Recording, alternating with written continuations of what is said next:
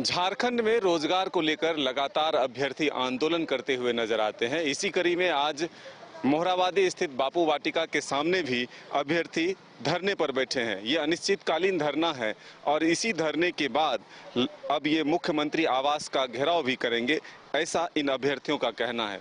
क्यों ये बैठे हैं धरना पर, इनसे बातचीत करेंगे। लेकिन जो बैनर और पोस्टर लगा है उसमें स्पष्ट लिखा हुआ है कि पीजीटी लैब असिस्टेंट जेईई परीक्षा में हुए धांधली की जांच की मांग ये करना चाहते हैं। दरअसल कैसे हुई है धांधली और क्यों ये धरने पर बैठे हैं, ये इनसे ही जानेंगे। लेकिन ये बड़ा सवाल है कि पीजीटी को लेकर के धरना जो है अब दो जगहों पर चल रहा है, एक राजभवन के सामने भी और एक मोरहाबादी में भी। ये क्यों दो जगह क्यों चल रहा है और आपकी मांग क्या है?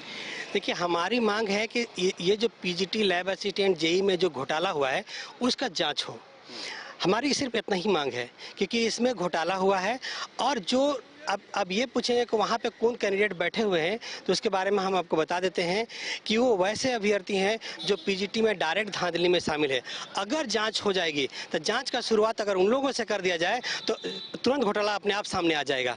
हम लोग यही मांग कर रहे हैं कि आप जाँच कीजिए। और अब पीजीटी लैब असिस्टेंट और जो जेईई का जो एग्ज़ाम हुआ है, जो रिजल्ट जारी हो चुका है, उसका बाकी आने वाला प्रोसेस को कम से कम अभी रोक दिया जाए। पहले जाँच हो, उसके बाद जो आगे का प्रोसेस हो। क्यों? क्योंकि पीजीटी का जब एग्जाम हो रहा था तो ये समझ लीजिए कि पीजीटी सीजीएल का जो एग्जाम ली थी एजेंसी, सतवत एजेंसी, जो कि गड़बड़ खुद चोर थी, वहाँ पकड़ा गई। वही एजेंसी एग्जाम ली थी पीजीटी का।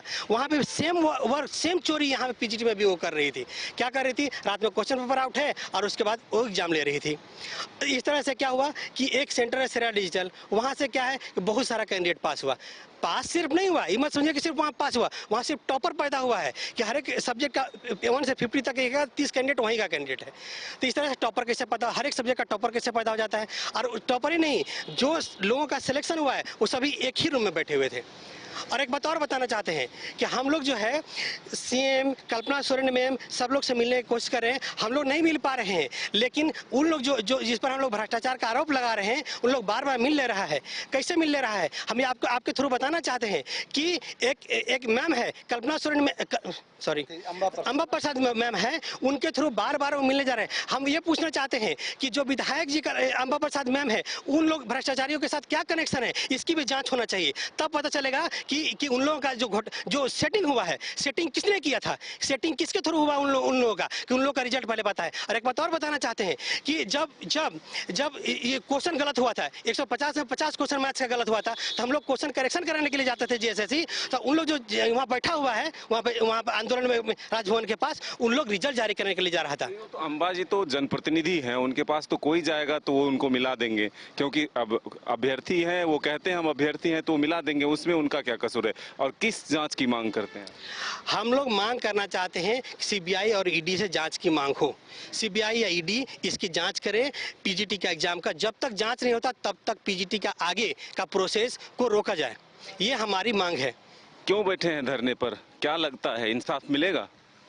सर, इंसाफ मिलेगा या नहीं ये तो नहीं पता है, लेकिन हम लोग धरने में अपनी मांग को लेकर बैठे हैं, न्याय की उम्मीद में बैठे हैं सर।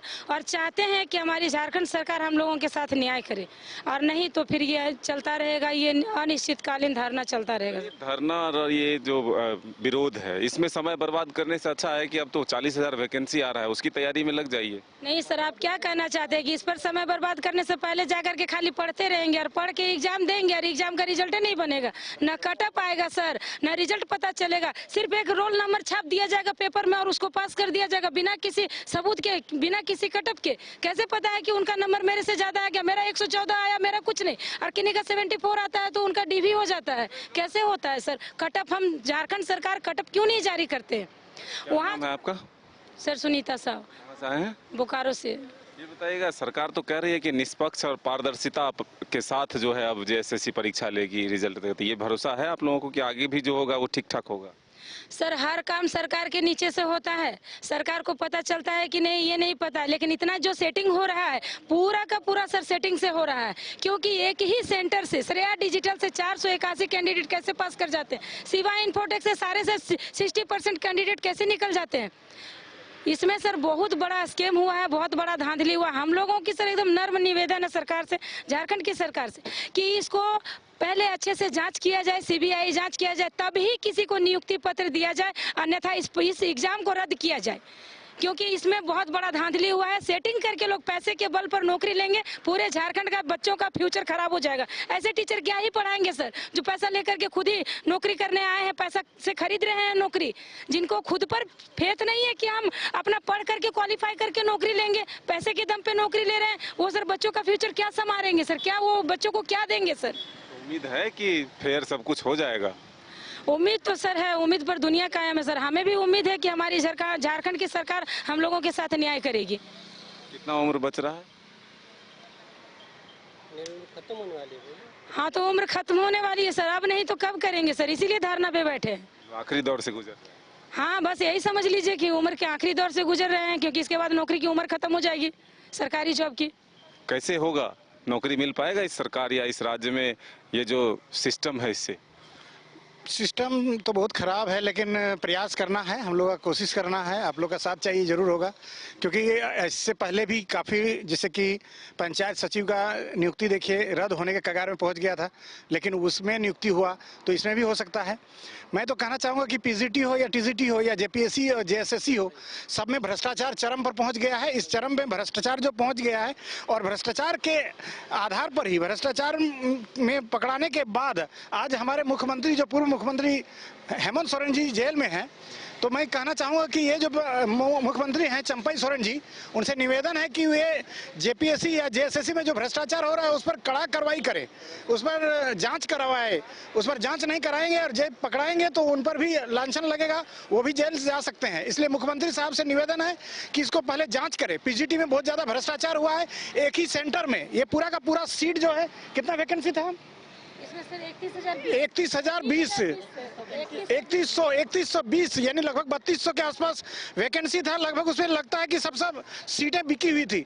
तो इस पर जांच हो, उसके बाद ही नियुक्ति हो, क्योंकि न्याय नहीं होगा। जब शिक्षक यदि गलत तरीके से चयनित होकर आएंगे तो बच्चों को क्या पढ़ाएंगे? भ्रष्टाचार करके जब आएंगे तो भ्रष्टाचार पढ़ाएंगे। और ये झारखंड जो है भ्रष्टाचार के दलदल में फंसा हुआ है पहले से ही, और ये फंसता चला जाएगा। तो इसलिए मैं कहूँगा कि इस पर जाँच हो, बहुत जरूरी। संख्या बहुत कम नजर आ रही है, कैसे बढ़ाएंगे? विरोध कैसे होगा? मुख्यमंत्री के आवास का घेराव कब होगा? शुरुआत में 1-2 से ही शुरुआत होता है, देखते ही देखते ये कारवां बढ़ेगा। और आने वाले समय में जितने छात्र, आपके माध्यम से मैं अपील करना चाहूंगा कि जो है पीजीटी का या टीजीटी का या जेपीएससी के अभ्यर्थी हैं, सब में भ्रष्टाचार हो रहा है। आप लोग ज्यादा से ज्यादा संख्या में पहुंचे। और देखने को मिला होगा कि जेएसएससी का जो कुछ दिन पहले सीजीएल का एग्जाम हुआ था, उसमें भी पेपर लीक हो गया था। तो तमाम स्टूडेंट से मैं निवेदन करूंगा कि वो ज्यादा से ज्यादा संख्या में घर से बाहर निकलें और मोराबादी रांची पहुंचे, और ज्यादा से ज्यादा लोग पहुंचे। और मुख्यमंत्री आवास का घेराव करने का हम लोग का कार्यक्रम है, इसको सफल बनाने में आप तमाम लोगों का सहयोग चाहिए। शुक्रिया। क्या कहेंगे, कैसे होगा सिस्टम ठीक और कैसे भविष्य संभलेगा? क्या कहेंगे सर, जब अपनी सरकार ही ऐसी है, इसके बनाए हुए एजेंसी ऐसे हैं, अब देखिए क्या होता है आगे। उम्मीद है रोजगार मिल जाएगा? एकदम उम्मीद है सर, उम्मीद में ही दुनिया कायम है। कितना उम्र बच रहा है? अभी है मेरा 30 साल हुआ है, अभी है उम्र। किस चीज़ की तैयारी कर रहे हैं? और पीजीटी हिंदी का हम कैंडिडेट हैं। तो ये जो सिस्टम है, ये लगता है कि इससे रोजगार मिल पाएगा? क्योंकि जो भी वैकेंसियां आती है वो विवादों में चली जाती है, न्यायालय चला जाता है या फिर पेपर लीक हो जाता है। कैसे होगा?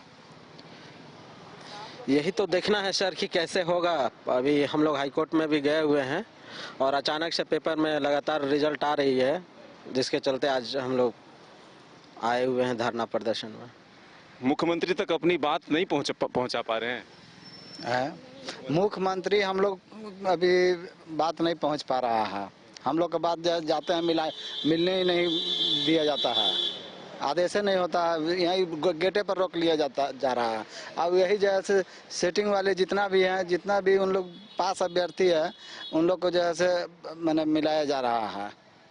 इसलिए हम मैंने निवेदन करेंगे, हम लोग को भी आदेश मुख्यमंत्री जी से, चाहे मान लिया जाए कि मैम कल्पना सोरेन मैम से मिलने का आदेश हम लोग को भी दिया जाए।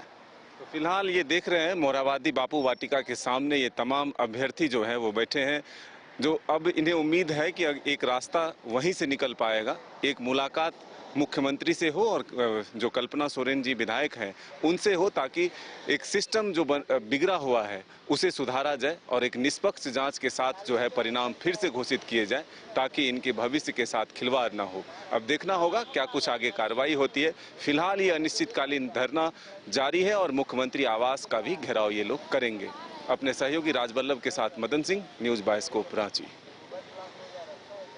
एमिटी यूनिवर्सिटी का पटना और रांची कैंपस पिछले कई सालों से लगातार शिक्षा के क्षेत्र में अनमैच्ड एक्सीलेंस प्रदान कर रही है। यूनिवर्सिटी रिसर्च और इनोवेशन और के कल्चर को बढ़ावा देती है और यही कारण है कि यहाँ के शिक्षकों और छात्रों ने मिलकर अब तक 1000 से ज्यादा रिसर्च पेपर और 100 से ज्यादा पेटेंट फाइल किए हैं। 26 से अधिक पेटेंट पब्लिश्ड हुए हैं और 3 पेटेंट ग्रांट भी हो चुके हैं। और यही नहीं, यहाँ के फैकल्टीज और स्टूडेंट 100 से अधिक किताबें पब्लिश भी कर चुके हैं। यूनिवर्सिटी के दोनों ही कैंपस में स्टूडेंट्स को कॉर्पोरेट प्लेसमेंट प्रोसेस को क्रैक करने के लिए ट्रेनिंग दी जाती है और इसलिए एमिटी यूनिवर्सिटी अपनी स्थापना से ही देश विदेश के कई जानी मानी मल्टीनेशनल कंपनीज जैसे अमेजॉन, एक्सेंचर, जेपी मॉर्गन और GPT, TCS, Wipro, ITC, federal bank, Hindustan Unilever जैसे 180 रेप्यूटेड कंपनीज के लिए रिक्रूटमेंट की प्रेफर्ड चॉइस बन गया है। यही वजह है कि आयुष कुमार को जेपीटी कंपनी लिमिटेड में 24 लाख, जान निसार अख्तर को अमेजॉन से 30 लाख और देव नरूला को ह्यूमन होल्डिंग कंपनी लिमिटेड से 44,50,000 का पैकेज मिला है। वहीं सुमन गुप्ता को पालो ऑल्टो में मिले 47 लाख के हाईएस्ट पैकेजेस से यूनिवर्सिटी ने बिहार और झारखंड में एक नया रिकॉर्ड कायम किया है।